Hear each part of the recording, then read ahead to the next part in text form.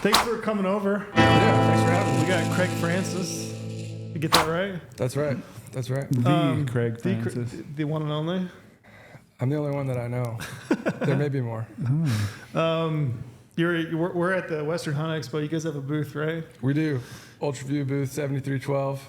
Okay, it's in the room off the side, right? The main room. It's in the broom closet in the back. Apparently, we need to try harder. How many other booths are back in there? There's probably 30 booths back there. It's full? Maybe. Yeah, I mean it's stacked up. It's just kind of like it looks like you're leaving the main exhibit hall. You go past the stairwell, and then there's a back room. It's suboptimal for sure. Right. But you got to earn your dues. Spots are limited in the main hall. Yeah. We wouldn't even have a good spot ourselves. We gave up we had like a big chunk right there, like up by the Mossback booth for many, many years. And then we didn't do it for a couple. And then we decided to do a booth this year, much smaller, and trying to get a spot was almost impossible. Like, it was tough. Yeah. Yeah. So we just lived with what we got, which is kind of back there by, Mountain Ops, I guess? Mm-hmm. Yeah. How do you want to get started? Do you want to hit promo? We always skip it. Yeah, we should get a promo real quick. I'm terrible at that. I always miss promo. Especially at these things. It's always like a little bit weird to just throw a promo in there right away. But gotta get the people what they want. You know, we gotta save some money. Mm-hmm. We get money back in this case. So. Hit us with the promo, B-Mills. I'm just rolling right now, Trail. Huh? I was rolling right into it. Oh, my bad. So I was going to say, gotta save money. And I was like, and by saving money, you can use promo code podcast. You can sign up for an insider account, and you'll get 50 points back to go in Gear Shop. And there's no better time than now to have an insider account to do research. Plus, we have predictive draw odds now. The new feature is launched. That's right. We're going to have more states added to predictive odds, more preference point states. Plus, you got all the other draw odds, filtering, research in the app, everything, app strategies, all the good stuff you need right now to try to find some hunts and draw some tags. Yep. And then shout out to Sig SAUER Optics. You played with those? The stabilizer, yeah, I have. What do you think? Pretty slick. So I'm a like diehard Swaro user. Sure. Yeah. Me too. I'm Leica. Yeah. But I will say the glass was much better in the SIGs than I thought it was going to be. Right. And then I think in the right scenario, you would absolutely want those Zulus because you're using them, right? You like them a lot. I love them. In the 15s. You should be able to hike a little bit and pull binos and glass, or like even when you're sitting down and normally you have to tripod mount an optic, I can actually just lean back and like kick against a rock and like glass one-handed and be comfortable, which I feel like I'm comfortable. Then I'm going to glassing more. I like them. I can't go back to non-stabilized now. This is the first full year, like the full year that I used them, and I still like to sit in glass with a tripod, but I will say unequivocally, like if you're a bow hunter and you're making, like you're calling elk or you're spotting stock muley or whatever, aoudad, whatever it might be, like that approach with those things is unbeatable because they're just so steady. So, like when you're at 60 yards or 80 yards and you're looking for like an antler tip or a tine, and the steadiness that those provide, you just like pick it out without having to like, set your bow down or something. They're super stable.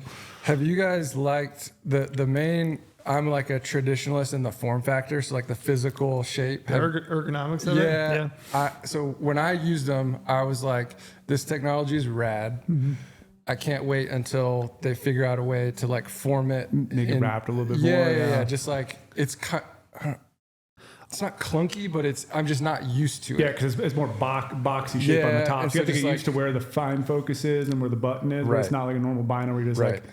I did get used to it. Did you? Yeah. So I haven't used them enough to know. So the first gen of those have got the battery that runs right in the middle of it, right underneath it. And after a minute, like you can kind of wrap your thumbs either side of it, kind of set it either side of that battery little bubble where it sits, and I've gotten a lot more used to it than I was initially. I was kind of like you though when I first picked them up. I was like, oh, they just feel weird. I mean, what a competitive advantage though. Like everybody's gonna have to figure that out for sure. Yeah. Like you can't not have it in your product lineup now. So kudos to SIG. Yeah. They're I was like you. I'm like a bit of a contrarian, I'm like I'm not doing it. I'm not gonna embrace them. Like I'm gonna sit behind my Leicas forever. And once I picked them up and played with them though for a year, I'm like, these definitely have use case and it's a major advantage. I think. I think so. I think I'm a lot of a contrarian, not just a little bit. But That's why I wanted to have you on today. What hot takes do you have? I don't know. Let's get into it. I will say, like, I've known you for quite a while now. You're probably one of my favorite follows on Instagram. Why is that? This is the Instagram. Well, thank you for the compliment, but I'm curious. The Instagram stories you do, like, kind of like not really calling out people or like things in this world, but like doing your job, like being open minded, like not being afraid to say what you want to say, and like giving good advice too about just anything random, life, business, work ethic, like all that stuff. And you're a talented dude. Like, Thank it's you. cool to I see. appreciate the compliment and that. Yeah, I think just I have learned so much from other people that I really try to not speak on things that I don't know about or have like a deep subject matter expertise in, but in the narrow lane of things that I do feel like I have some amount of wisdom to share, I'm like not afraid to talk about it. Because I had people do that for me. I found that to be very valuable, both personally and professionally. And so I enjoy it. I do. I like to kick the hornet's nest every now and again. I'm not afraid to do that. Speak my mind, like kind of a free speech absolutist. But I like chopping it up on the internet. It's fun. It helps like get feedback on some of my ideas. I'll be the first to like publicly admit that I was wrong about something. I don't really care about like my public perception or ego is like pretty minimal. I'm open to be corrected about just about anything. But I enjoy keeping my finger on the pulse and pitching an idea out there and seeing what people come back with. And you're a 30 cal fan. I am a 30 cal fan. We get along great. I feel like you guys should. I work at a bow hunting company now. I've been bow hunting for 15 years, but I grew up as a rifle hunter in South Carolina. 308 Maximalist as a child. 30 cal was definitely. I have a 30 nozzler that's like my baby. It'll probably get a little bit less use now, but I will never stop. I'm a hunter. Like any weapon, if I can be out there, I want to be out there. Yeah. I have a ton of friends, obviously, that are, bow hunter. Like that's all that I do. Full respect. I love that. There's a part of me that wants to be that way. I'm just not. And like, I know that I'm not. I want to be that way, and I'm not even. And I love archery. Yeah, Tro shot deer with the I rifle shot a this deer with a year. rifle this year. Yeah, That's took very- I took my kid out. Yeah, my 12-year-old wanted to go hunting, and he wasn't old enough to like actually apply and get a deer tag, and so I didn't bow hunt that hard. Went out a few days with Neville and helped him. He had a tag in the same area. We did some spotting for him, but didn't really hunt that hard. And then I was kind of saving it to take my kid because he just wanted to go. And he talked me into a buck. That's awesome. That's awesome. I was like, do you think I should shoot that buck? And it was a good buck. It was actually a buck we had some history with. Neville had 2 different stocks on that buck, and I don't know how he evaded him, but he was like, I think you should shoot that deer. And I was like, hell yeah, I'm here with my kid. That's Let's awesome. have an Kid. experience, That's awesome. So even me, I'll pick up a rifle I put probably 5 or 10 rounds downrange a year, maybe. Hey, as long as your zero's good, send it. Yeah, that's it. I was looking through your Instagram. You brought up his Instagram page. I told you, you got to do a deep dive. You got to check it all out. I do deep dive. I follow you. I'm just not a social guy myself. I don't post much, but Sure. I was looking at your bio. So you have freedom maximalist in your bio. Yeah. What does that mean to you?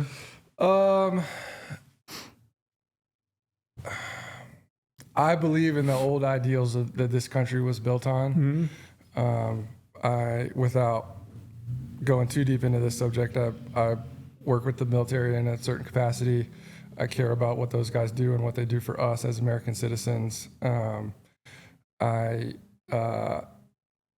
just love the idea that is America and the freedoms that we have in this country. I've traveled around the world a decent amount. My mom runs an orphanage in a third world country. Really? I've been Where at? in Honduras. Dang. Really? And so I've been exposed to other countries, other cultures. I think there's beauty to be found everywhere, but I love what we have here. I think that it is something to be admired and continually fought for. Gotcha. And so when I say freedom maximalist, it's a little bit of like just a spark of incendiary comment to like bring about this question. Yeah. Because it's just something I like to talk Yeah. about. I was just curious as to whether it was, more related to patriotism in the country and, the place that we're fortunate enough to live in and grow up in, or if it was more leaning towards, the freedom of, photography and the outdoors. And those probably go hand in hand. Yeah. Freedom just as an idea holistically is right. something that I'm very interested in. My personality bend is like, I like to explore and tinker with kind of outside the sandbox and see what's out there. Being told what to do I don't do well with that. Yeah. There's learnings for me in there. I have faced some scenarios professionally, especially where it's like, I am not as good as I thought I was, and I need to like check myself. Mm-hmm. But the ability to try and experiment and taste different creative endeavors, or even just like in my own personal life development, is like, I want the freedom to explore and come to an understanding of why do I think what I think, why do I believe what I believe, and not just have something presented to me and take it at face value. I need to like check it for myself. You sound a lot like me. That's how I look at things too. It's like constant analysis of like what I'm reading is true or not, and how do I personally feel about it and assess it. Yep. Huh. So you traveled a lot as a kid? Yeah, I did.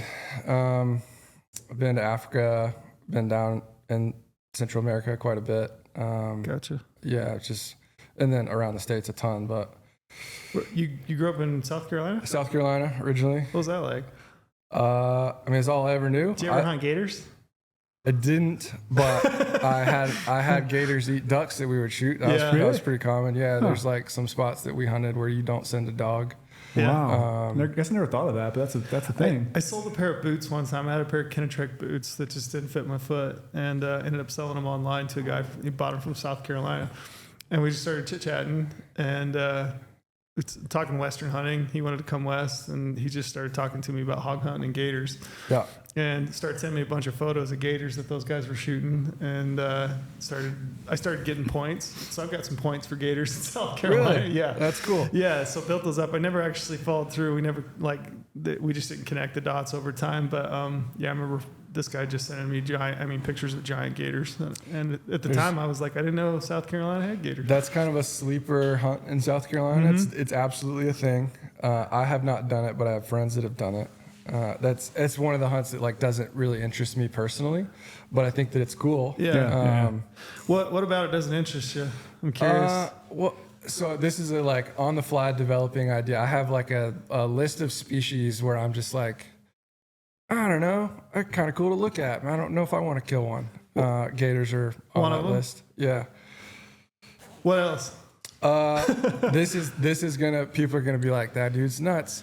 Presently, like most sheep species are also on that list. I've spent a lot of time photographing sheep and around sheep, and it's like such a majestic and regal animal to me that like I think that I get more enjoyment out of just like interacting with them and looking at them than harvesting one. That's a cool take. I'm prone to like change my opinion on that. Sure. And like if someone was like, if you drew a tag, would you go? bighorn sheep tag, do you want it? I'd be like, absolutely. I have now changed my mind. Yeah. But just like on premise, I feel that way. I feel the same way about brown bears and grizzly bears. It's like not a thing that I'm super interested in taking. Spent a lot of time in Alaska around bears, and it's just like, dude, that's a freaking cool animal. Yeah. And when I've like spent time in Kodiak, I've been to Kodiak a lot actually, and spent a lot of time around bears. And it's just like, I don't know. I just don't feel that itch to like punch the trigger on one.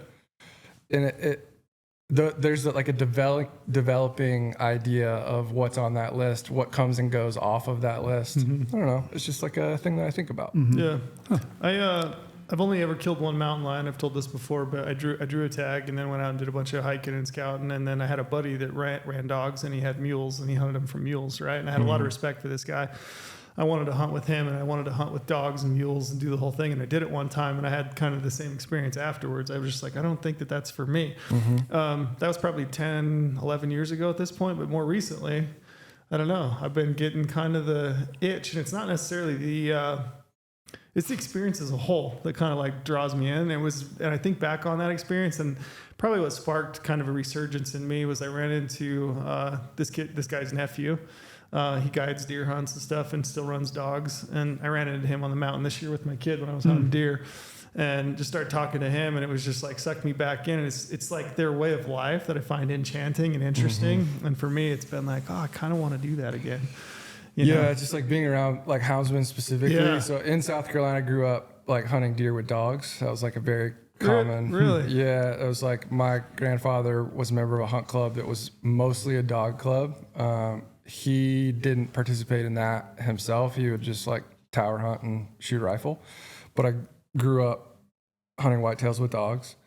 I haven't done that in a long time. That's obviously a like medium incendiary topic, pending where you come from. If you're not exposed to that, in South Carolina, deer population is just like uncontrollable, and so method of running dogs is obviously like a very effective How does that work? method of hunting. I don't know much about it. So you would take a block of timber, Okay. and you put dogmen and hounds out on, say it's a square, on two sides, and then your opposite two sides, you place hunters with shotguns, and then you So it's basically like a it's push. push, yeah.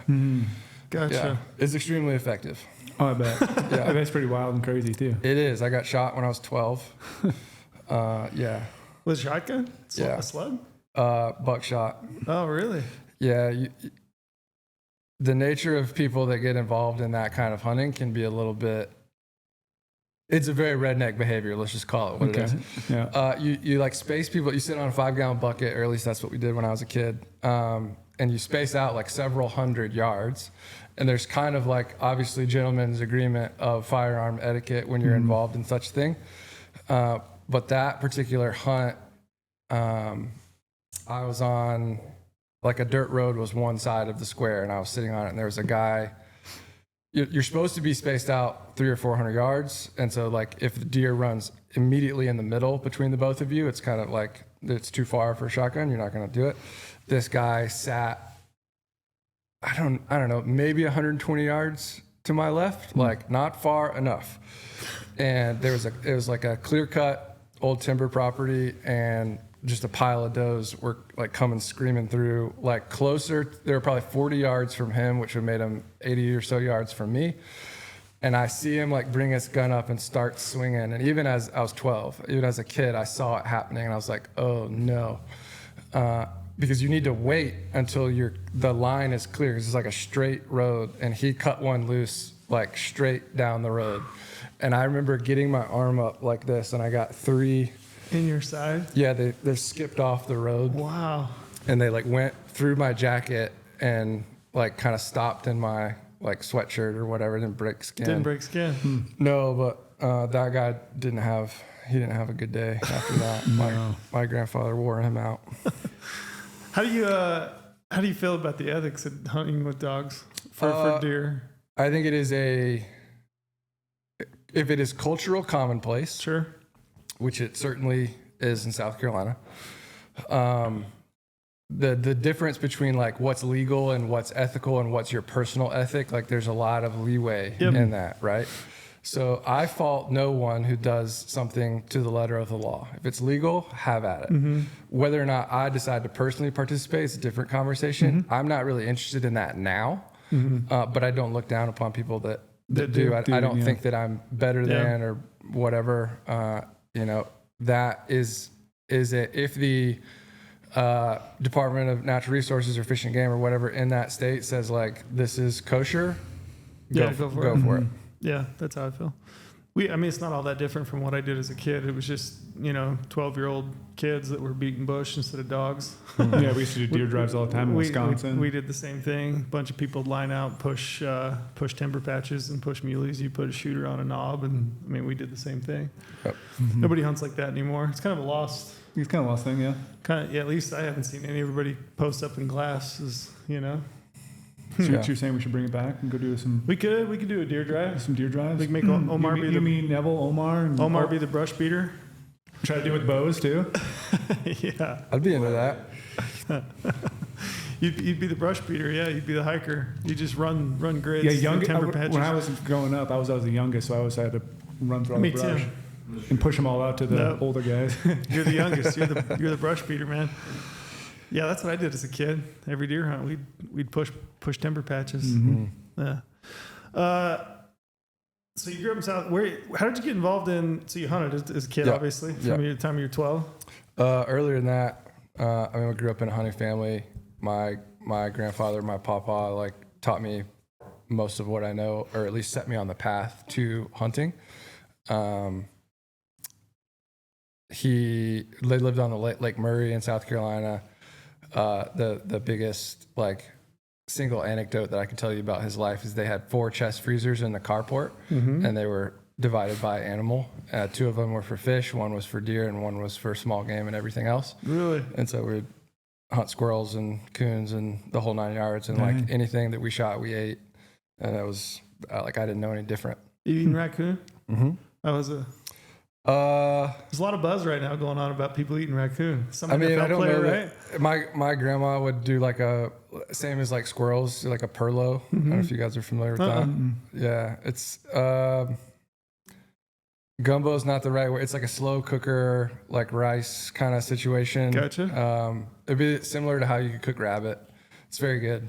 Good? I liked it. Yeah, I've never eaten a raccoon. I don't know that I'd be looking to eat raccoon I've had now. muskrat, beaver, obviously squirrel, rabbit, but never coon. I just saw a video the other day on Instagram, a couple of guys with a raccoon, and they were like, yeah, you got to leave the foot on so you know it's coon. And make sure that you cook that thing up. And they had a whole rundown on how they were cooking it and eating it. That's It's funny. a bit of a resurgence, I think, within the last 2 months or something. Seems like I've been seeing more of it. Yeah, I don't know. You're really tapped in, aren't you? Yeah, it's always interesting to explore it. What's on Terrell's discovery feed? It's always interesting to explore what's on people's discovery feeds, right? Yeah. What pops up. Yeah. Yeah, weird. I'd love to know the ins and outs of how that all works. It's almost like you. I'm not a great resource for that. I've just done it, but it's been a long time. Yeah. When did you move like west? When did you start getting into western hunts? So my same grandfather that I just mentioned, he would go out to Wyoming and hunt mule deer a lot when I was a boy. Really? Mule deer and antelope, yeah. And so I some of my early childhood memories that are good are like sitting in the living room floor, like playing like Lincoln Logs and building stuff in the floor, and then there's like mule deer and antelope mounts on the wall. And he would tell me like, when you're old enough, like I'll take you out there. And so I had a fascination with the West, like from a very early age. And then I played soccer all the way through college. And Oh, did you? yeah. Where at? I played at Spartanburg Methodist College, and then which is a 2-year school, and then got a scholarship to continue at Wofford College, which is a 1AA school in South Carolina. You still follow soccer? I don't. I shattered my leg, and it was like game over. Like I had a really bad injury. Do you follow like Premier League or MLS? I used to a lot more than I do now. Gotcha. But I started playing travel, like ODP soccer, in middle school and high school, and I kind of like stopped hunting for 5 or 6 years because I was like I was one of the several teams that I was on I was never not in season, and so I kind of like typical kid, like started chasing girls and playing soccer and didn't really hunt that much. And my grandfather, he passed away when I was a sophomore in school before I ever went hunting with him. And I really regretted that. I remember being at his funeral and like telling myself that I would move out west and like learn how to hunt the West, like because of him. And so I moved. My first job out west, I guess, was I moved to Seattle. I worked for Filson for 2 years. And then I would pop over to Idaho. My first elk hunt was 2018 in Idaho. And so I really just like am only into the Western game, I guess, for 6 years, 7 years now. Yeah. Man, it's interesting, isn't it? Like the little seeds that are set in your life to lead you down a path. Yeah. I mean, I'm fascinated with it, like eat up with it. After Seattle, I moved to Bozeman. I worked at Sitka for 5 years, and I just like dedicated everything I could to Montana, and learned a lot. Had some good friends teach me as much as I could glean from their learning. Sam Averett's photographer. I credit him with most of what I know about such a great guy. Western hunting. Yeah, he's a beauty. But yeah, dude, I love it. I love it. And now just moving back to Georgia to work at Ultraview, it's bittersweet to leave Montana. This career opportunity for me was a good one that I wanted to take, but absolutely, like, I intend to be in the West as much as possible. I'm getting pretty dangerous with points in like a lot of states for deer and elk. So pending, I probably should start digging into some of the new predictive draw stuff that you got. I haven't looked at it yet. But I'm like at least 6, if not 8 points in a lot of states for deer and elk. Because I just put in for points. So I was like, I live in Montana. I'm dedicating everything to Montana. I'm not Opportunity traveling. always exists. Yeah, I was like, I'm just going to stack points because I knew I wouldn't live in Montana for forever. And then that was always the plan. Is like, one day I will be glad that I have 5 to 10 years worth of like just stashed points. You set that yourself I'll up. start going in on. And so I'm getting pretty dangerous in Colorado, Wyoming, Arizona, Nevada. Yeah. Yeah. You're getting there. Yeah, I'm looking You forward. can start to cash one of those out a year or two a year and just start skipping around and then start the process again of rebuilding. Yep, that's it. Yeah. How'd you get into photography? Did you college? Did you go to college for? No. So after I broke my leg in college, I had a really rough time after that. It was like being an athlete was my identity. Yeah. I had no other plan. I got a kid that's going through this right now. Yeah. I wanted to join the military straight out of high school. I graduated in 2005. It's like when Iraq was a huge deal. We're probably all about the same age. But the recruiter was a member of my church, and through a long set of circumstances, he was encouraged to tell me to just like go to school, get your degree, you can come back and join the Marine Corps after college. When I broke my leg, I've got a 16-inch titanium rod in my leg, which made me medically ineligible for service. So it's like my entire life plan was up in smoke, and I was no longer an athlete, like in an instant. I took that really hard. Yeah.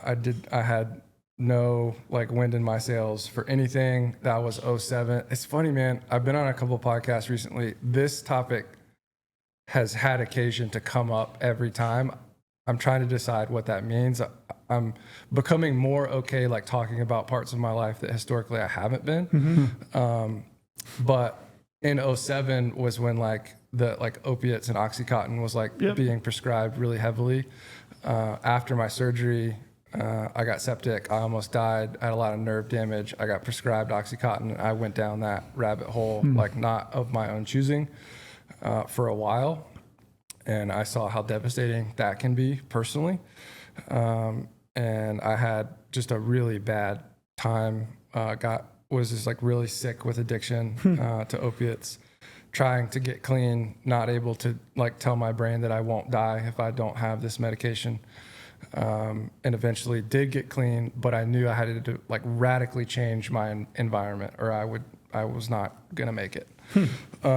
And so I found at that time Knowles National Outdoor Leadership School. I don't know if you guys are familiar with that. No.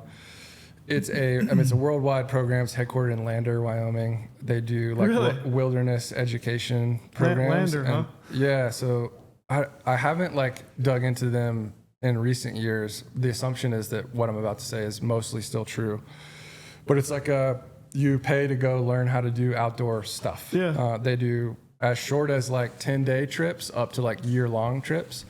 And at the time, so this is spring of 2008, they would run semester programs where you could get college credit. And so I did a semester in the Southwest campus, which was headquartered in Tucson, Arizona. And I got 15 hours of college credit for basically going to live in the wilderness for 3 months. And it's like geology stuff and like risk management and some like natural science courses and stuff like that. But we did a 3-week backpacking section in King of Arizona, Kofa Wilderness, like near the California border.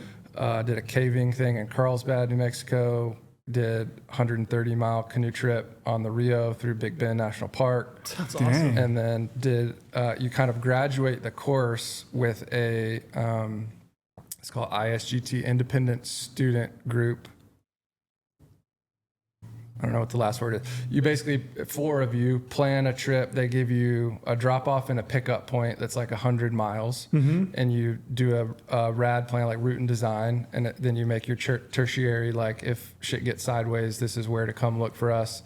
And you basically plan out a wilderness excursion of a legitimate distance. And you have like 9 or 10 days to make it. And that's like your final exam, like everything that you've learned from land nav to water collection and like group dynamics and all the things. They drop you off and they tell you good luck and we'll see you in 9 or 10 days at your proposed pickup point.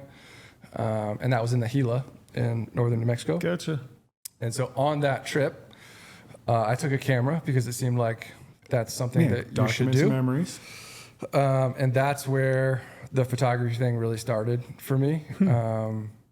I love like documenting people in wild places. And that's where the photo thing started. And that's what really like, I didn't know it for probably 5 more years, but that was the genesis of my career and how I got involved in the outdoors and everything else that started happening. Really, I would say I started working freelance in the outdoor space in like 2012. Interesting. Yep. What do you like most about the creative side of photography, videography, all that stuff that like you're still doing it, and what makes you? I don't do it as much anymore. Obviously, like as I've progressed in my career, I still do it. Like if I can be additive to, a content capture campaign thing, I will still pick up a camera and run it. I did it so much, so fast, so heavy for like a stretch of years that I kind of came to resent it. And so I put the camera down. Like really, when I went to go work for Filson, I was like, I'm kind of out on this for now. But having come back to it during my tenure at Sitka, I shot a lot of stuff for us. I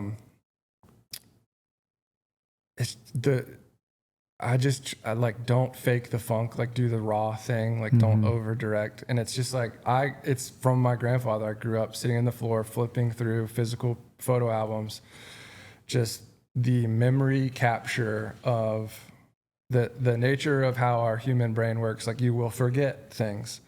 And a photograph, especially a printed photograph, will remind you of things that you might otherwise forget. And so I just became really romantic about that idea. And man, I dove into it like full force and kind of made that how I made money. And then I got on the agency side and started doing a lot of like content direction and campaign work for brands across all kind of industries. Saltwater fishing space, I did a ton of work with that. Apparel brands, and then got into the hunt space. My first like proper hunt photograph that I ever sold was to Matthews Archery. And then the relationship, Brad Christian, who is now the creative director at Sitka Studio, he's a dear friend of mine. He'll actually be a groomsman in my wedding in a couple months. Congratulations. Yep. Happy Valentine's. Thank you. Valentine's Day. Love you, Maddie. I credit him with he changed my life, like buying that photograph when he was at Matthews. And then he's the one that brought me to Sitka. And what was the image? It was a GoPro image. I mounted the GoPro to my stabilizer and I was just outside like shooting in the rain. And there's just like, I'm in a rain jacket. It's like shit weather. And there's like water on the GoPro. It's a GoPro Hero 2 for camera nerds out there. It's back in the day. And he was like, he just liked the dedication of like practicing outside in the rain. And he was like, that's a cool image. I haven't seen that. I want to get it. And I think he bought it for like $200. And this was 2012 or 13. And I was like, I can make $200 for a photograph. My brain just exploded. And that was like that single interaction. Actually DM'd him on Twitter. And that's like where we connected. And it was just like, I was working in the coffee industry at a time. I was a quality control roaster for a Brazilian importing company, just working like odd jobs and photographing my friends hunting on the weekends. I was like, this is real. Like, this can be a thing. And I remember he and we laugh about this, but like vivid memory of this, being on the phone with him, maybe 2 months. He bought a couple more photos for me like that season. And I remember saying to him, dude, if I could figure out a way to make 30 grand with a camera, my life would be Complete. made. And it was just like such a foreign, like I didn't know anything about how to sell creative work at the time, how to network appropriately, and I'm in the South. So like this is back in the day when it was like C-Crack Creative was running real hard, like early Sitka stuff. I ended up working for Jeff Simpson at 39 North in Kansas City for a while, which was really great for me. Learned a lot, but that was all prior to that. I was just like watching.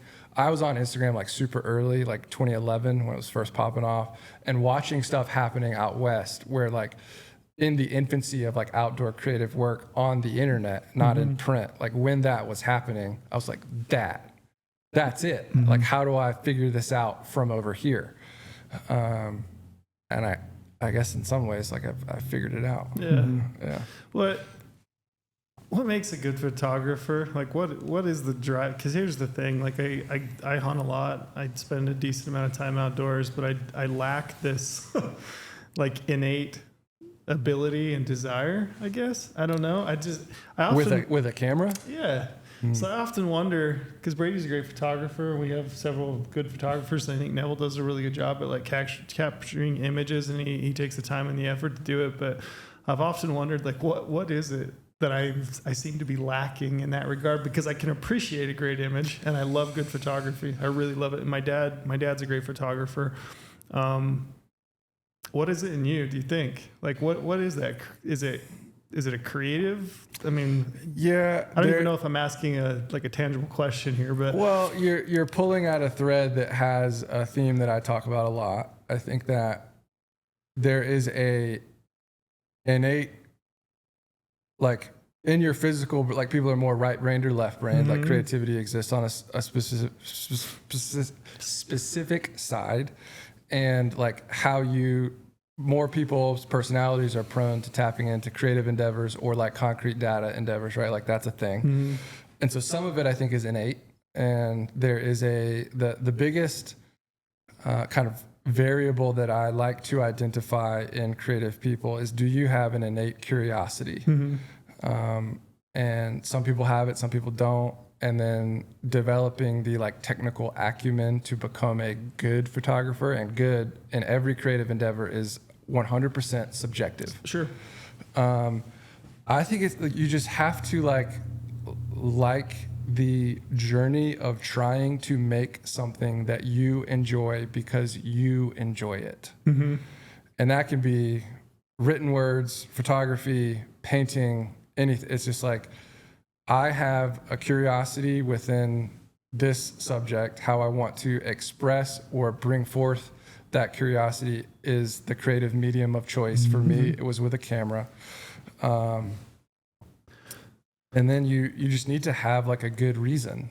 For me, it was like my grandfather flipping through photo albums. It's like, that was the reason. Stuck with you. Yeah. There's a creative talent that I think can be cultivated, but there's an element of it it's born. Yeah. Like you have to have it. Not everybody has it. Yeah.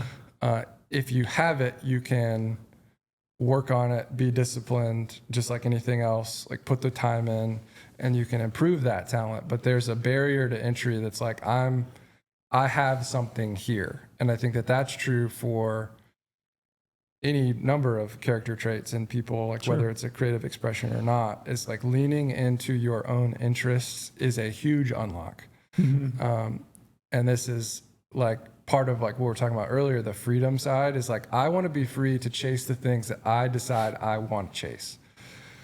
The world does not really, it's more so now, but the world doesn't really reward that.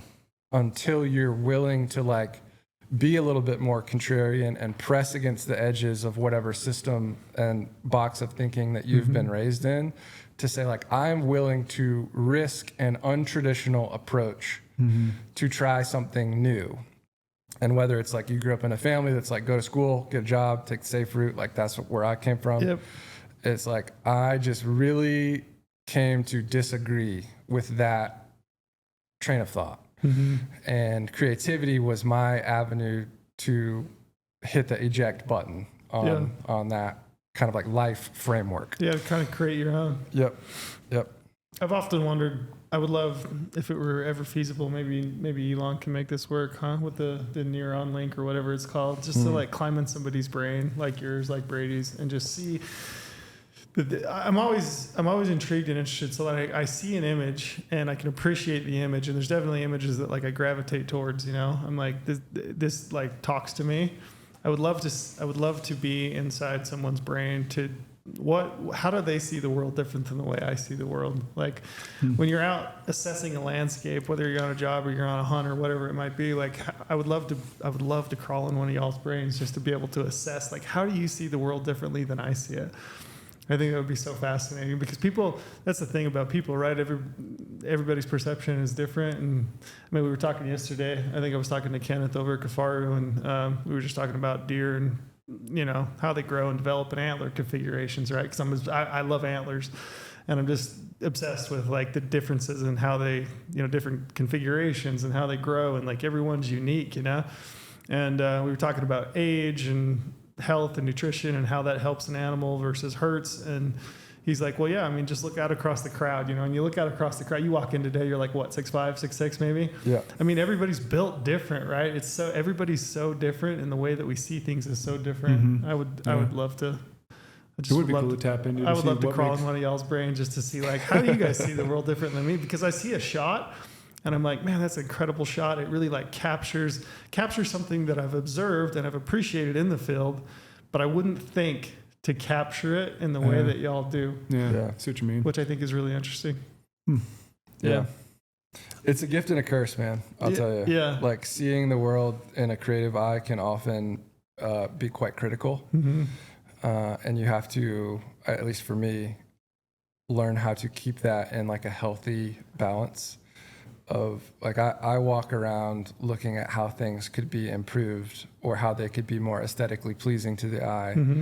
And how, like, now having developed in my career to be more of like on the brand side and like leading narrative and driving consumer consciousness, I'm like kind of upstream of wanting to make people feel a thing, to champion an idea or sell a product or push a narrative that drives towards a certain result.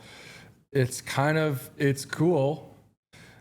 I also can come to hate it, because it's like I really struggle to be present because I'm always looking at something and trying to take it somewhere else. Assess it. Yeah. For what can I? Yeah. It's an interesting balance. Yeah, that is interesting. I think I'm probably a little older than you, so I'm 45, right? And so I remember, you know, growing up much more old school, when like the only pictures you really saw were maybe like on a cork board at a local, you know, mercantile or something, and you would see like a harvest photo of a big buck somebody or killed. And I grew up across the street from this state park, and it was over-the-counter deer hunting in Utah at the time, and we would get all these people that would flood the park, you know, every October. They'd come in and they would deer hunt. And I would ride my bike around the big loop, you know, through all the campsites. And my dad was the park manager, and he would build these big A-frames, you know, people would hang their deer from. And I remember riding around and like looking at all those. And, you know, guys would have Polaroids and stuff of like their previous adventures. And then I've like seen this progression, you know, like the invention of social media and content. And then I really think, like, when I look over my lifetime, I think like the ability of people to capture the essence of what hunting is to them has really like progressed, like this like the Expo, right? You have all this product, all these different apps and tools and things to like help people experience that. I like, if I were to put it into a box, I think photography and videography has been like the driving force. It's been around forever. It has been, but really only now in a way, like probably last 10 years, I guess, 15 maybe. as a means to like drive emotion. Yeah, in a bigger way than it was before. Yeah. Are you trying to capture like when you see something, are you taking an image because you think it's cool, or are you looking at something and thinking, what is the emotion that I'm feeling and what can I project? Do you approach it that way? Yeah, it's both. It could be both. Obviously, I think there's a distinction between photography as a commercial endeavor and photography as art. Okay. Like sometimes it's a Venn diagram. Ideally, you try to get them to overlap as much as possible. Sometimes that's just not the case. For me, the photos that I love are photos that tap into an experience that I want to convey to somebody else. And so like on my Instagram, one of my favorite photos I've ever taken is we took the doors off of a de Havilland Beaver in Kodiak.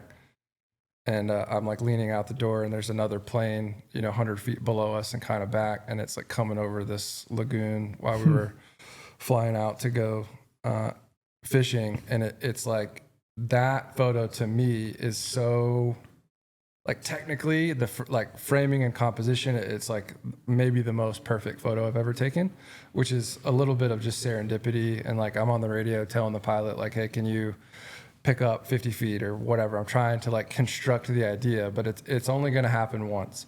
But that photo is like it puts a spirit of adventure into the viewer. That's like, if you are a kid from South Carolina that has never been in a float plane in Alaska, you can look at that photo and be like, that looks sick. Like, I want to be there. That's something that I want to experience that I don't know what that feels like. And you can look at that photo and just get a hint of what that might feel like.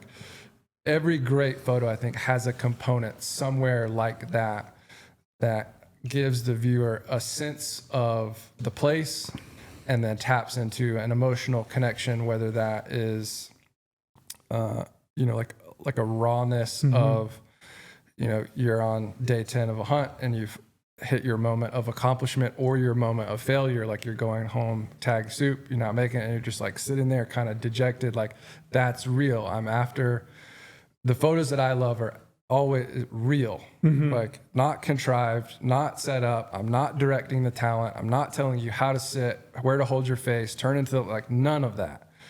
I just want to know like what is actually happening right now and how can I, with the tool in my hand, convey that to a viewer tomorrow or 100 years in the future, and click the button and do a little bit of post-process magic to just like zhuzh it up just a little bit and then have people feel something. Yeah. That's all that I'm after, is like eliciting an emotion. That's a good way to put it. Want someone to feel it. I love looking back. I mean, I've been fortunate to do a lot of hunting, and then I've had the ability to have like really talented cameramen and photographers and videographers with me. That's one of my favorite things, is to go back and look at what they captured. It's like looking at it third person. I was experiencing it, but I'm looking at this image that they captured on a hunt. And I love, it's the emotion that goes back to it. And I've got a few that I can think. I've got one, like a bull I killed in Utah.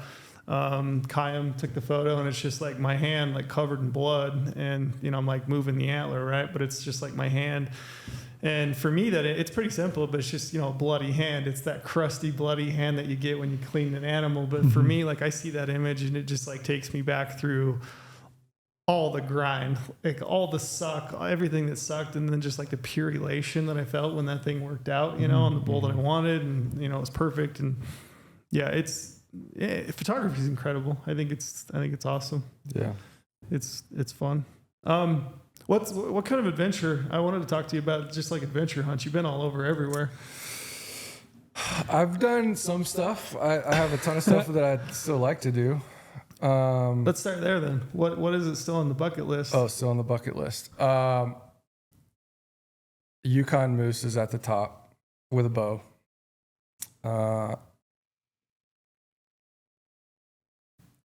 Barren ground caribou.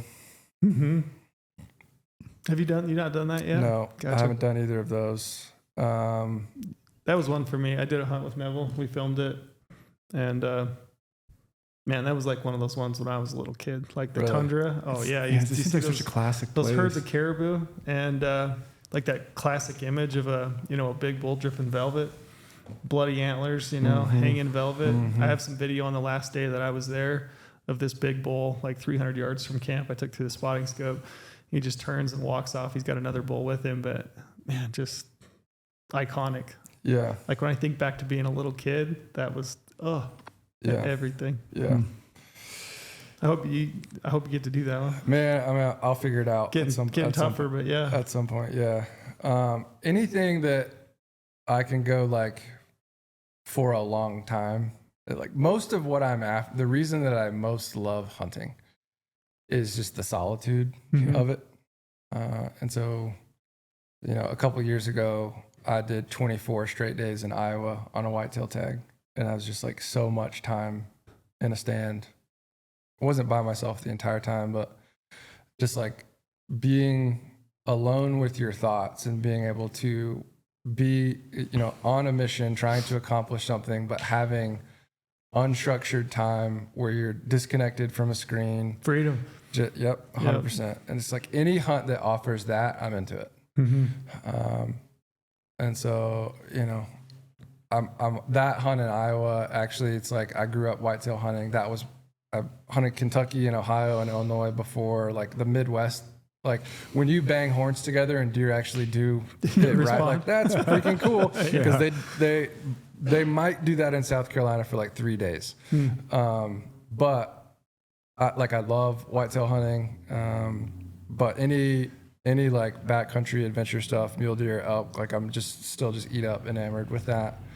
I had a really great elk hunt this past season.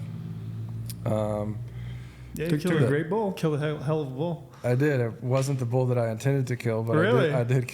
Do tell. Oh. Maybe we talk after, huh? Yeah. Well, I mean, I can dress it up a little bit while being purposefully vague. I was already in talks with Ultraview. I was feeling good about the trajectory that we were on. I had left Sitka. I was pretty sure that there's a better than 50% chance that I wasn't going to be in Montana after this past fall of 24. And I had 7 points in Montana because I've just been hunting general tags, stashing points.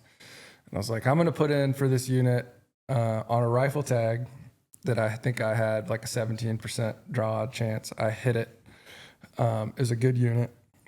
And I started going up there, did my first scouting trip in May. And I put in for the rifle tag with the intention of like, I can hunt the entire season on the rifle tag.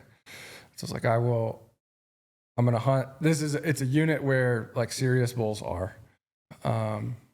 My intention was like, if I can get on a 350 or better bull with my bow, I will do that. If I can't, then I'll wait till the rifle season and then my odds will be pretty good to kill like something serious. And that wasn't a pursuit of like a number. That's the bull that I killed this past fall. It's only my second elk. Like I do not profess to be a great elk hunter. It's like trial and error. Like I've worked really hard and I've eaten a lot of tags. But I went up there in May. I started kicking around. It's a lot of private in that unit. I started door knocking and talking to ranchers. I went back in June. I went back in July. The third time I talked to this guy, he was like, you seem like a nice guy. Like you can, I asked him, can I walk across your piece to get to some public that I wouldn't otherwise be able to get to scout back in there? He said yes. Talked to him on the way out. He was like, you seem, really respectful. I've enjoyed our conversations. You can hunt my property, which ended up just being an incredible experience. That's pretty cool. It would not, like, I didn't have to, physically, I did not have to work that hard. There were elk everywhere. I didn't really need to move. It was much more like cerebral and chess, like 3-dimensional chess. Yeah. I was hunting transitions from bedding to feed at a river crossing. That's about as descriptive as I'm willing to be on this podcast. Yeah. There was the herd bull was a 6x7 that I had him at like a 50s bull. That was like with a bow. This is the target. Like this is what's going on. I went in on September 3rd. Season opened on the 7th, and I saw him twice a day, every day with cows. They were bugling from night one. Satellite bulls everywhere. and I was hunting these like transition points along the river, and it was kind of like you're making your best guess on the wind of like what river crossing are they going to take. If you could stash into one and they take the one that you're at, you're absolutely going to have an opportunity. If they take a different one, you just sit there and watch them 250 yards away. Yeah. And then you try again. Try to figure it out. Try again at night and then the next morning. Mm-hmm. And so I did that for several days. I ended up killing the bull that I killed the morning of the 10th. So day 4 of the season. I was on the river, and there's kind of like a big river bank and a flat that they would come across from feed coming back to walk up the mountain to bed. And they were just like, I can't see them from where I'm sitting. Mm-hmm. I hear them coming. Oh, and man. then bull just like rips a bugle and it's like, okay, he's 800 yards away. At this point, I'm like, there's this crossing or another one. Like I got a 50% chance Make now. a decision. And then like 2 minutes later, I like dive into this little spot, bugles again, like shit hot close. I'm like, this is about to happen. The 6x7 that I was hunting had like really big 4s. And so 3 cows just come pouring over the riverbank and absolutely jet across the river. The lead cow actually like belly flopped off the bank, like just dove off. It was wild. Swan dive into Yep. And so he was pressing him really hard. And the way the riverbank lined out, I just saw the tips of his antlers like coming over, and I saw big 4s. How far? The far bank was 61. Gotcha. And so I was dialed for, I was shooting a 3-pin slider at the time. Bottom pin was dialed to 61. And he came screaming over like on the trot, like just bounded down the riverbank. And he was halfway, the river was 30 yards wide. So the near bank was just under 30. He was like halfway across the river before I knew like what was happening. Yeah. And I'd just seen the 4s, and I like didn't look at him again. I'm like grabbing my release. Like, I'm like, he's going to be way closer than I thought. Cause I'd filmed him like this stop and drink in the river. So I'm like, I'm going to shoot him standing in the water. Like, this is going to be awesome. Dude, he was screaming across the river. And so I just grabbed the slider and just ripped it to the top, and then stood up out of the bush, came to full draw, and just like yelled at him because he was already out of the water chasing cow. Hey! Like, really? There was just no cow call? There was no. It was like I had the call in my mouth. I just jammed it to the side and yelled. Yeah. He just, are you at full draw? Like coming, like standing, like he's gonna blow past me, and it's like won't happen. Right. Like from the riverbank until I shot might have been like 4 or 5 seconds. Like he's on a hop. Yeah. And so I just like stood up, hey, full draw, and it's like the worst executed archery shot of all time. Just like top pin, long math, just 17 yards. Oh wow, so close. Yeah, double long, tipped over and 50 yards. Was he in the river when you shot him? No, he was already through the river. Right on the bank? In the bank, like chasing cows. Dang. Like he was gonna run right past me. It happened so fast. But so all that is, it happened so quickly that I didn't have time to look at him. Yeah. I was just like, that's a big bull.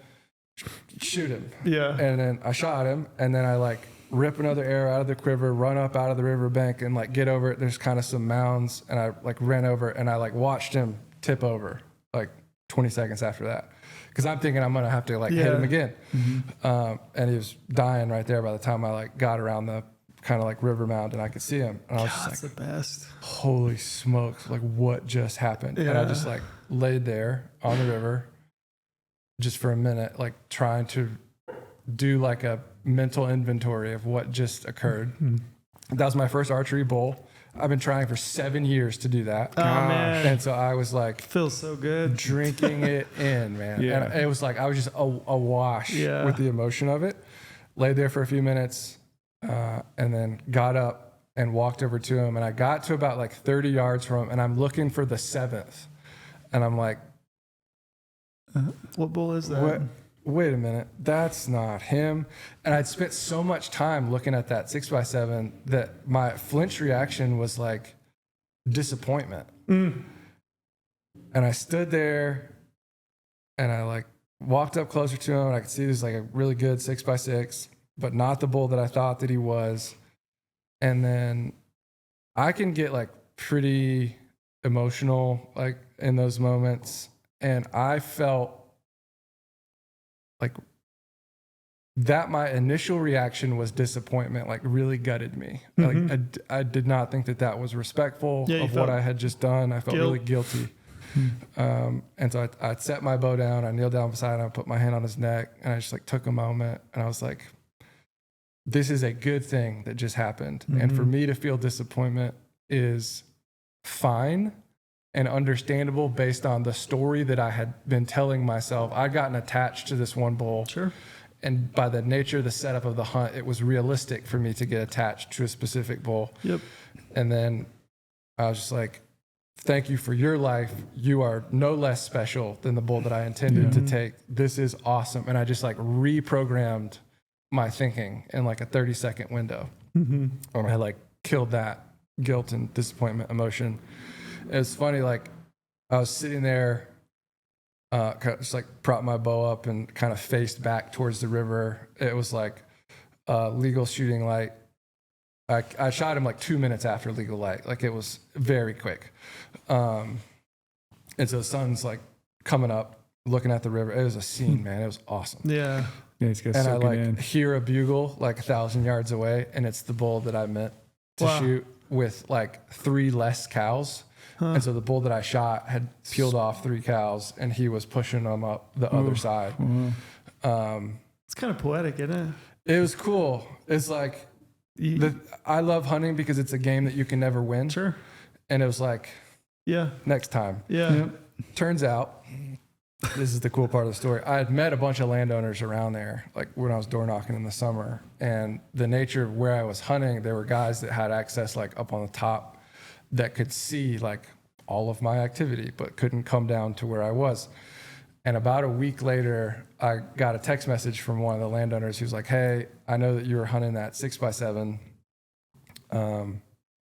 Like I shot him. Like I have pictures. Would you like to see him? And I was like, absolutely. I'd like to see him. Yes. Send him. Dude's way bigger than I thought.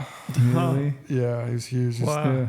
367. And his giant. mass was like, Big. I'll show you pictures later. Yeah.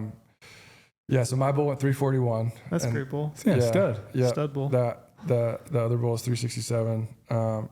Super awesome story. Like a hunt that you dream about in terms of like access and the kind of like the scenery on the river. It was so cool. You were all solo? Yep, by myself. Most of my hunting I do by myself.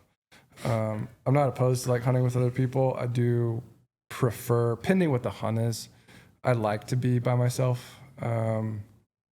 Like the solitude that I was talking about. Sure. Just being quiet and being still and like having the freedom to make your own decisions. And it's like, I love that. I love the like increased risk of hunting solo in some spots. Like that's a very berry zone. Like they're definitely bears, I don't know. It just kind of makes me feel more alive. Yeah. Completely agree and understand that feeling for sure. Yeah. There's pros and cons to a lot of it, but yeah, it's solo. There's just something unique about it, right? Doing it on your own. It's just, it's making all your own decisions and just living within your own head day in, day out and trying to sort things out. And then, there's like a sense of satisfaction that really can't be matched by like pitting wits against an animal and doing it on your own. And then when it comes together, it's unmatched, that feeling. Yeah. And you get to like feel and see the entire experience on your own. You get to take it all in. It's kind of your own little thing. And I like that too. Solo moments with an animal, walking up the first time, and like just, anyone there. Like I enjoy that part of it a lot. That was your first bull with a bow? First elk? Had you missed other elk? Curious. I have missed one 3 years before. A big bull, like a 70 bull. Oh wow, this is so common. I don't know. I talked to very few bow hunters that were successful on their first animal. And I missed an elk. My first animal I ever shot at was a spike elk with a bow with my dad. My dad called it in to 23 yards. I was shooting my dad's first compound bow that he'd bought. Like I decided to get into bow hunting and just thought before I go all in, I'm just gonna use his bow. So it was And like you were how old when this happened? I was 21. Okay. Yeah. Yeah, he called this bull in. I was shooting aluminum arrows. I was shooting a hodgepodge of broadheads. I was shooting an old sight that had 3 pins. They were brass, like with the little ball in the end. Yeah, the cool ones. And I practiced I bought a new release, so I did have that. And I think I bought a new rest for it because the one he had was just like a flipper, old style. And I practiced all summer with that bow and bought a general season elk tag. And my dad went out with me. My dad used to bow hunt forever when I was a kid. But yeah, he called this lone spike into 23 yards, and he came in just charging. My dad was back maybe 80 yards, and he came around, be like the left side of a big juniper. And I thought he was going to come around the right, so I was kind of focused on this little window to the other side of this juniper. And he kind of came around this side, and I kind of pivoted. And when I pivoted, he stopped, and I was like, "Oh man, gig's up." And he kind of looked, but then he turned around, and he walked back around the tree. And came out completely broadside, like 23 yards, and I shot, and I thought I'd smoked him. I just thought it was over and done. I was so excited. My dad came up, and I said, "Yeah, I got him," and went up there. It's been interesting. Like I have kids now of my own, and I think often I've thought about that moment specifically, like how my dad managed that moment because the disappointment, because he found my arrow just covered in dirt, no blood whatsoever, and how tenderly, like he broke that to me, and I was devastated. But it hooked me. Yeah, it really hooked me. I think it's so rare when people actually have success on their first, and you learn a lot from that, right? Yeah. I mean, when I was living in Seattle, that first elk hunt I did in Idaho, I hunted with Derek Nelson from Matthews and David Frame, who's a photographer. And Derek and I were doing the coin flip for who's going to take stocks when. And we put a stock on like a 50s bull, like general unit. Like we just found a great one. Hang out with you more, it sounds like. I don't know. But like I'd never like put a stock on elk before. I didn't know what I was doing. I like took my boots off trying to be quiet. They were bedded. We're slipping to the bedding area. This seems like a great idea. Yeah. It turns out when we watched him go up the hill in bed, he was so low. And then when I got in there to like 60 yards, the woods just erupted and cows came out of the woodwork. And he had picked up like a dozen cows more and just totally blew it. But I was so like predator mode. Like I watched him go bed in there by himself. I'm going to take 2 hours or however long, just like inches at a time. I'm going to see a tine. I'm going to figure out how to do this. And I'm going to, like, he's dead. Yeah. And I just got so educated on how not easy it is. Yeah. And that was my first elk hunt. And then, I killed a bull with a rifle in 2020, which was my first season in Montana. And then after that, I hunted, 40 days each season, like a couple seasons in a row. Man. Didn't kill one. Mm-hmm. Shot over the back of a big one in 2022. Like downhill, side hill, like 65 yards. Yeah. And the wind like coming up the face just held my arrow up. Like it never... It just never sank. And I was just like, I watched it. It was perfectly broadside, like pushing cows up the hill. I mewed at him. He stopped. I was like, dead to rights. Let's go. Cut it loose. Great break on the shot. And the arrow just like straight. And it was like a foot over his back. And I just like couldn't wrap my head around the physics of what had just happened. And then that's when I learned like side hill, downhill, uphill thermal. Yep, that makes sense. Yeah, dang. And then 23, I shot a bull in a wallow. Yeah. And like a movie, like head in the grass, like stomping around, shaking. Like I got into 40 yards. Like he has no idea that I'm there. This is going to be sick. And like right as I cut it loose, he did like a big head shake and like moved a foot. Mm-hmm. And he like turned right into it. And I just right in the shoulder. Right in the shoulder. Oh, like that's the worst. That's no penetration. One. He ran up the hill. I glassed him at 400 yards, and it's just like hanging out. And I watched him rake my arrow out on a tree. Wow! And then I got on him again later that day, no shot, and then saw him like pushing cows like across the fence the next day, like totally fine. Yeah. But I had like so many. I was inside 20 on like multiple bulls with no shots, like a couple of times, and it's just like the amount of effort that I put into that, like it just took way more than I thought. And I remember talking to guys like when I was first starting, like, you know, give me the tips, like what do I need to know? And they're like, you just need to mess it up a lot. Yeah, Like figure it out. Yeah, and that is so true. So now that you killed that bull going into next year, do you feel like your confidence is like in with all the lessons you learned? Do you feel differently about looking at next year? I proved to myself that I can do it, which counts for a lot, I think. I also know now, having chased elk with a bow for 7 years, like how hard it is. Yeah. And so it's so circumstantial, right? It's like, what specific animal are you hunting? What's the terrain like? How many animals are there? Like, do you have experience in the zone? It's like all the things. It is remarkably difficult. So many things have to go perfectly right. Yeah. When you think about it. And so, like, yes, I'm more confident, but I also have no illusions about my own ability. Yeah. Yeah, I've been thinking a lot about confidence lately. I've been shooting a lot of target archery. I've been following Colby. Yeah. Yeah. Been following along. Yeah, I saw he threw out the other day. If anybody wants to shoot a 30 game with him, let's do it. I was like, I want to do that. Yeah, you should. If we get him out to Vegas, maybe we'll do that. I'll be there. Oh, right on. For the shoot. Yeah, I'll be there too. Yeah. Yeah.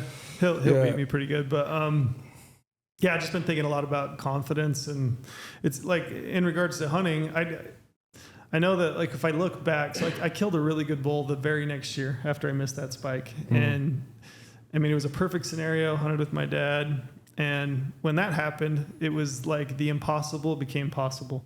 Like I realized this thing that is so hard that I'm trying to do, it's not totally impossible. Like it can happen, you know, if you're willing to just pour your heart into it. And I think over the years, it's become increasingly more so. Like even when it is hard, and I think this is never going to happen, I have that confidence in the back of my mind because I've done it. And I'm like, I know that it only takes a moment. And it feels like it's like a landslide. The more often you do it and those little kernels of success you have, whether it works out or not, even if you get in tight and it just doesn't quite work out due to circumstantial, you know, issues, maybe the wind switches or maybe he just doesn't move the way he's supposed to. I know that I can do it. And it's like, it's just funny. The animals are funny that way because like right now when I go into the field with my bow on an elk hunt, if I got 10 days, I'm like, I'm going to kill an elk. I know I'm going to kill an elk. It's because I know how to do it, right? Yeah. But I feel differently about like mule deer.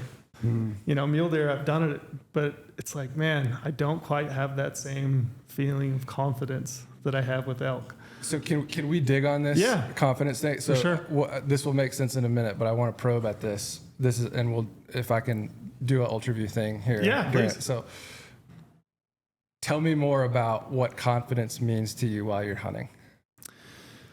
What does it mean when I'm hunting? I think it's just this feeling that I've got that I know, like I don't know. I guess I'm getting it twisted. Maybe confidence and just knowledge that I've gained. Like I know where to go.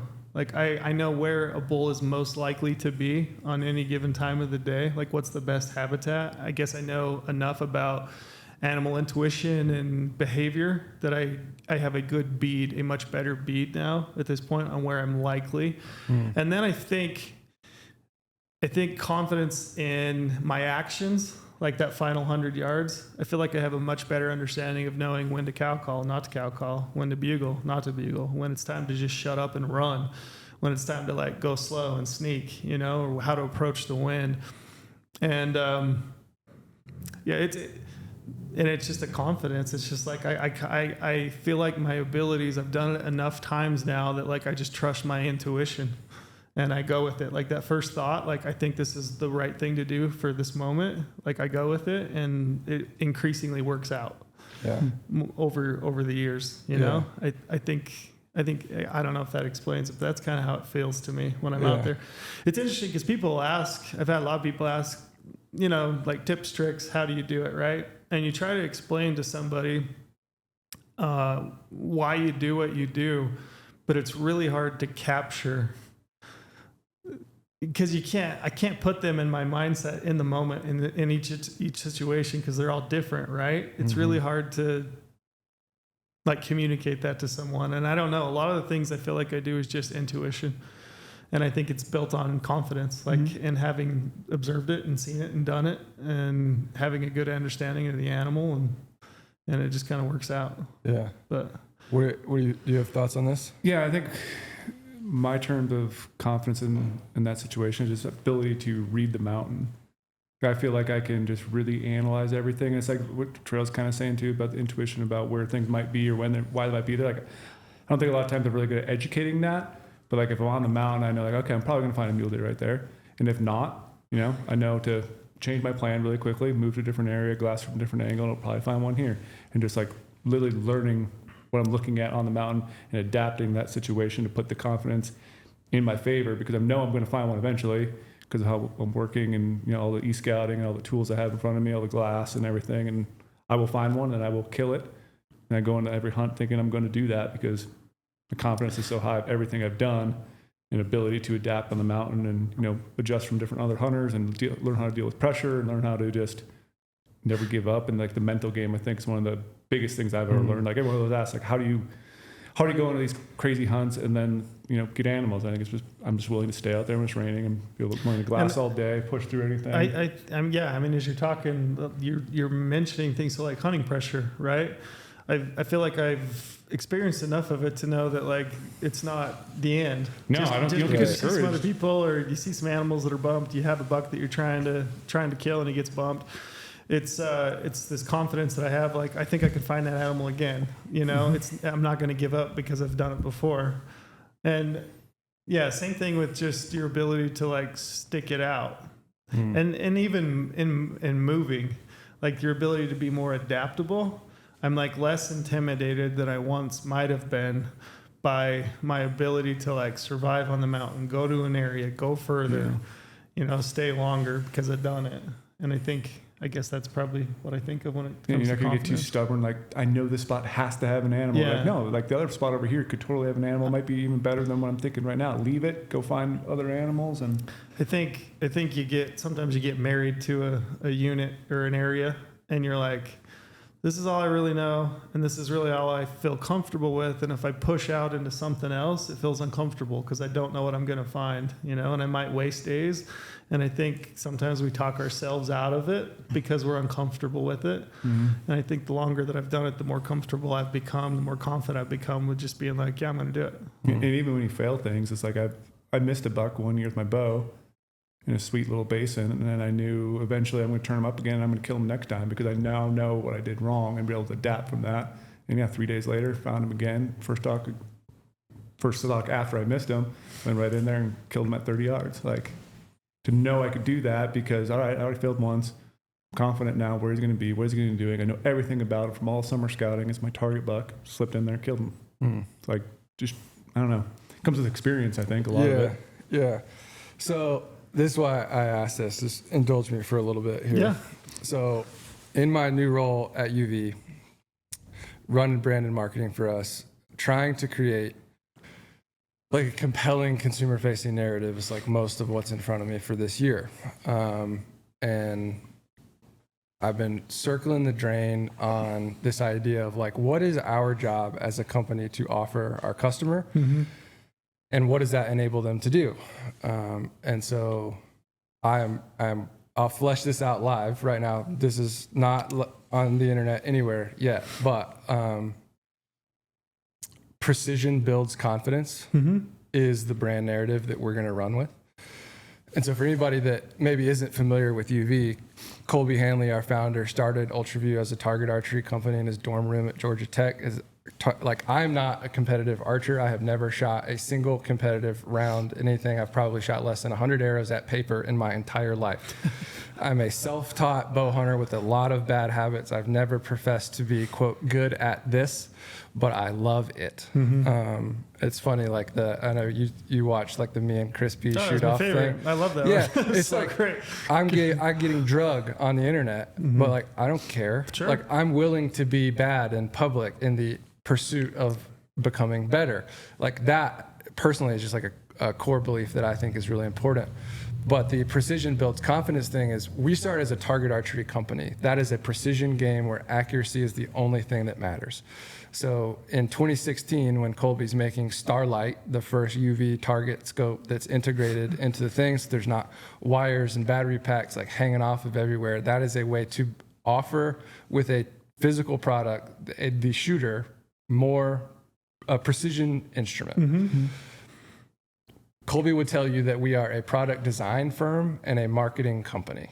And so we build products and tell great stories. The thing where the exchange stops is we can make great tools, and we do make great tools. But great tools will not make you a better hunter. You have to take your confidence with you, because it's my opinion and my life as a hunter, that is the most important thing that you can take with you into the field is being confident. It's a mentality, it's a headspace, it's based on time in the game and your experience. And like even what we were talking about before we started rolling, like I would do the aoudad hunt that I just did differently now that I've done a dozen stalks in the cliffs and like tried to get on top of an animal. Like I was not confident because I had never done that before. But now that I've done it, I have the ingredients to build that confidence. And so that precision builds confidence is a bridge for our company. That's like, we started in target archery. That's core to our DNA. We are continuing to build more products into the bow hunting side, and we will bring what we have the ability to bring on the precision instrument side into the bow hunting side. But it's on you to earn the confidence. I cannot sell you that. You cannot buy it. And so I want to flesh this out live because I'm interested in what you guys think about this. Are you doing market research right now? Yes, I am, 100%. Fair enough. So I wrote this on the plane on the way out here. I fancy myself a little bit of a writer. So this is an ad in the Lancaster book. And so this is like the entire brand position. This is like something that I'm really interested in. So just indulge me for a minute. This version is probably too long. I probably need to cut 200 words out of this, but I want to know what you guys think. Bow hunting is hard. Anybody that says otherwise is a liar. At Ultraview, we create and build gear that is capable of offering you, the archer, exacting accuracy downrange. That has always been our aim. Since our origin in Colby Hanley's dorm room, we have worked tirelessly to bring products to market that deserve to exist, solve our own problems, utilize smart design, and are fueled by a spirit of innovation. Precision is in our DNA. Our birthplace on the target line gives us a competitive advantage that others cannot claim. Scored games are core to our reason for being and heavily influence our conceptual thinking about why and how a thing should be made. In target archery, second place is just the first loser. There are no excuses, and while silver medals will undoubtedly be a part of your journey, they are not a thing that anyone displays with any real pride. The fun is in the winning, and we want to win. There's a beauty in this simplicity that does not transfer to the bow hunter. Hunting is an altogether different endeavor that requires a discipline all its own. When you take to wild places with an intent to kill, good gear will not save you. It can help you, absolutely, but it is completely on you, the hunter, to earn the right to be amidst the trees, atop the mountains, in the river bottoms, and across the plains, equipped with a lethality of mindset that cannot be bought. Confidence is yours to earn, and make no mistake, if you stand at full draw without it, you shame yourself and the animals which you pursue. Once you loose that arrow, you will never get it back. You will live forever with the proud memory or the dire consequences that such an action can bring to bear. That guilt is a weight that every bow hunter will carry at some point, but a burden that we wish upon no man. It is our job to offer you products that are capable of being deadly in their precision. It is your job to invest the time, the energy, and the effort required to cultivate the confidence to kill. There's a deep satisfaction that grows in the soul of a hunter upon retrieving an arrow like the one pictured here. The opposite page is a bloody arrow. Those memories hang on our walls, come to rest in our photo albums, and live on in family lore at Thanksgiving tables and around fire pits across the country. We want that for ourselves just as much as we want that for you. When you take our gear into the field, be it our sights, releases, or arrows, it is our sworn vow and promise to you, our customer, that we have done everything in our power to fulfill our side of the bargain. It is our solemn and hopeful plea that you uphold your side of the deal as well. Wherever it is that you roam, we join you in the sacred act that is hunting for wild game. Your trust in us is no small thing, and we thank you for it. Go forth with honor for the land, respect for wild places, and love for the creatures that call it home. We eagerly await your stories. That's great. Phenomenal. This is perfect, man. So it's like the confidence Phenomenal. aspect is like that. I really want to drive that home because I will tell you, like, having worked in this space for so long, like, selling gear is great. I love stuff. I'm a gear junkie. I love all it. It's fantastic. But like, that's not even close to the main thing. Yeah. Like, cultivating that innate confidence and ability to go with an intent to, there's an author that calls like loosing it, punching a trigger, loosing an arrow, sending a bullet is like sending terrible magic to make food. And it's like, that idea has just stuck in my head for years now. And I think it's the confidence that, like, that is what makes you a highly ethical and engaged sportsman. Yeah, Because you got to earn it. Yep. for sure. Can't buy it. Got to earn it. You wrote that on the way here? Yeah, on the That's plane. great, man. I Thank really like you. it. Thanks for sharing it. Yeah, well, I That was mean, really good. do you actually like it? I actually like it a absolutely. lot. Yeah, Yeah. I loved it. Yeah, 'cause, I mean, I like the part. I mean, there was many parts of it. I like the,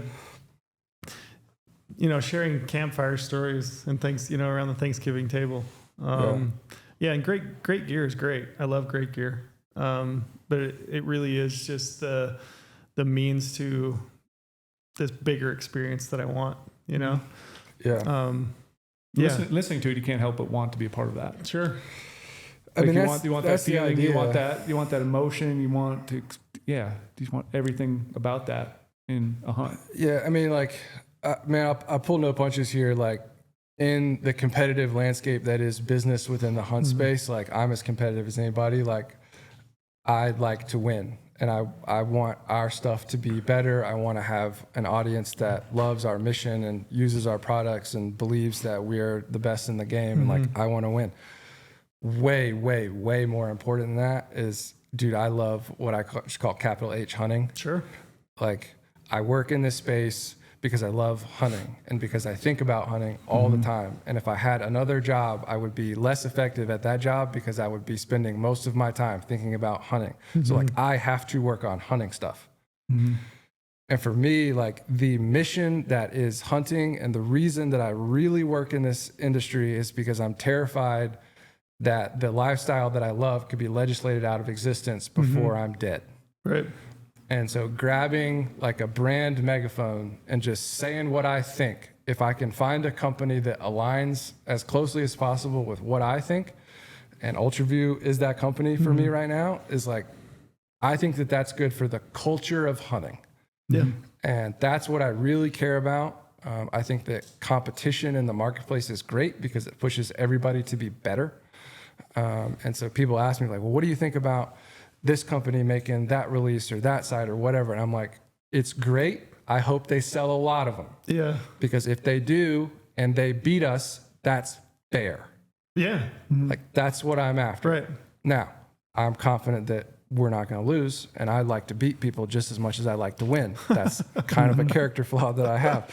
But like, that ethos of, I just want hunting to continue to exist. I care about it. It means a lot to me personally, how I grew up, a lot of my friendships. It's how we it's the thing that we group text about.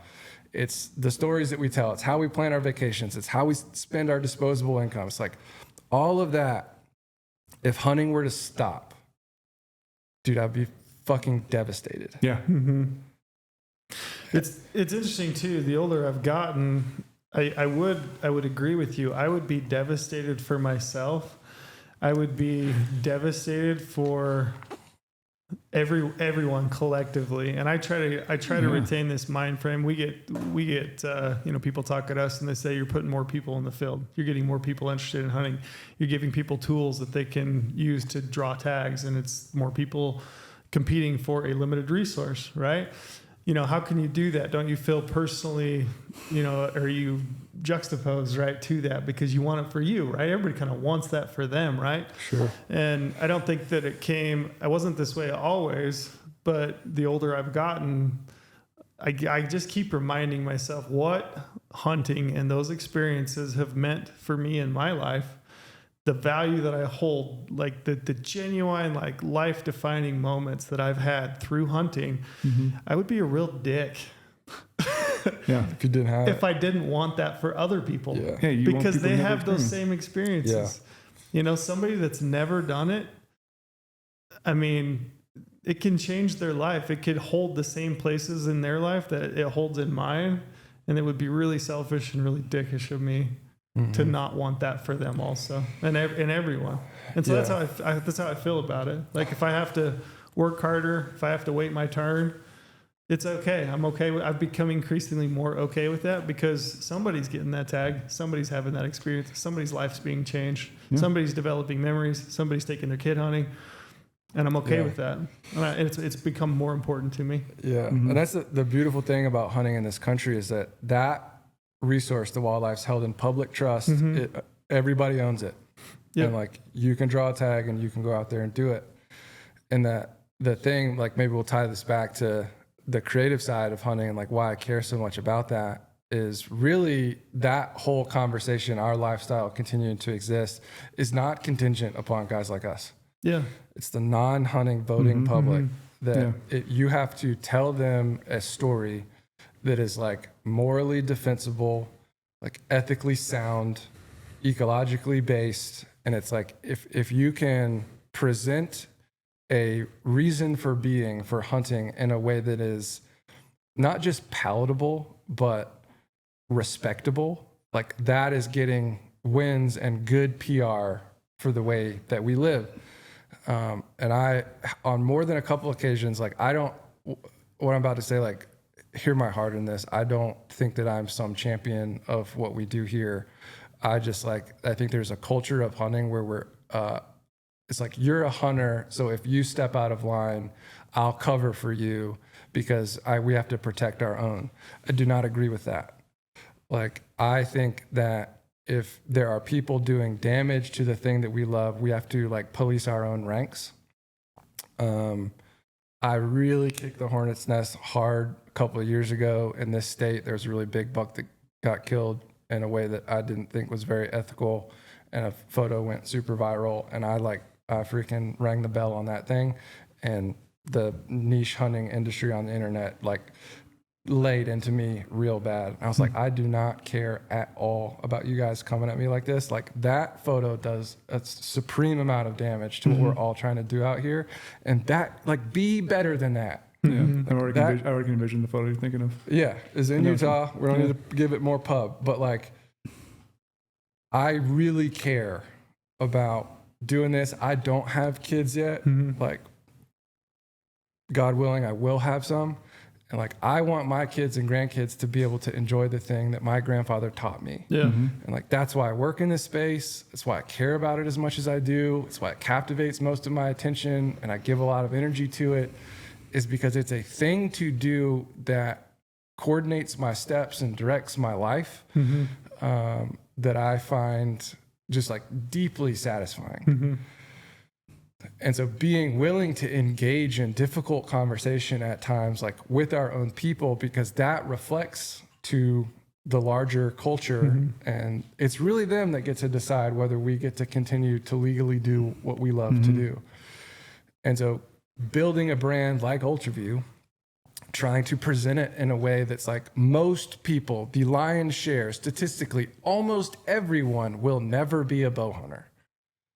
But to the people that are, like have a cause, champion something that is worth existing, like make great product, build an audience that loves what you love, like have a tribe that rallies around a thing for a greater cause than just like selling widgets on the internet. Like that's great. I love business. Don't hear me wrong, but it's like, this is bigger than that.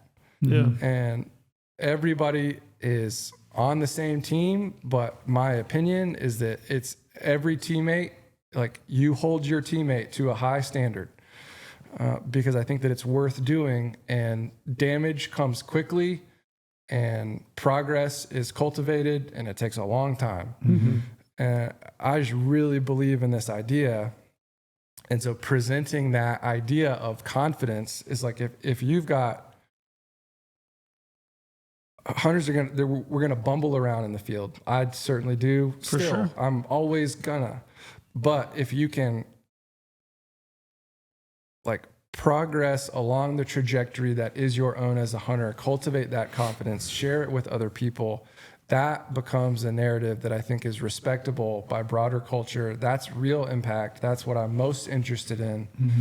And you like every commercial enterprise that's engaging in endeavors like that, like then you're actually having a conversation that's worth having, like on podcasts like this, to where people will engage with it. And really just like a good result is just like, maybe that's not what I thought it was if I'm a non-hunting person. And like the way that these guys are talking about it, like I may never do that, but I have a little bit more understanding of it now. Like that's a good result. And you just need to be consistent with the application of things like that, to protect the thing that we love. Yeah. Do you like the theater? Do you ever go to the theater? Anything like that? No, I mean, I like movies. Have you been to like a professional theater, like a Broadway play? Yeah, I've been to Broadway before. So like it might not be your thing. It's not really necessarily my thing, but when I've been to those, I can't help but sit and be at awe with the ability and the dedication at the craft that those people have developed.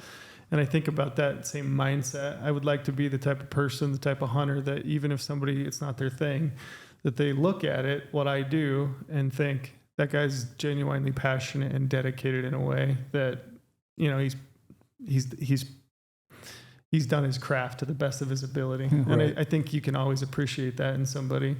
Good way to put it. Yeah. I think about that a lot. Yeah. Yeah. Yeah. That's probably a good place to stop. Maybe we've had you for an hour and 40 minutes. Well, this is what I was saying at the beginning, though, how like I appreciate your mind and how you think and how you say things. Like this last like 25-minute conversation right here was gold. The whole podcast was gold. I'm just saying the last like a little bit when you're just like diving in, speaking, like reading off what you wrote in the plane, like A+. Like that was a really good conversation. Thank you, man. Thanks for doing this. I appreciate it. Yeah, thank you for having me. I appreciate the opportunity. I don't take it lightly. I'm always humbled to be able to do things like this. I love talking about this stuff. So thank you very much for having me. Right on.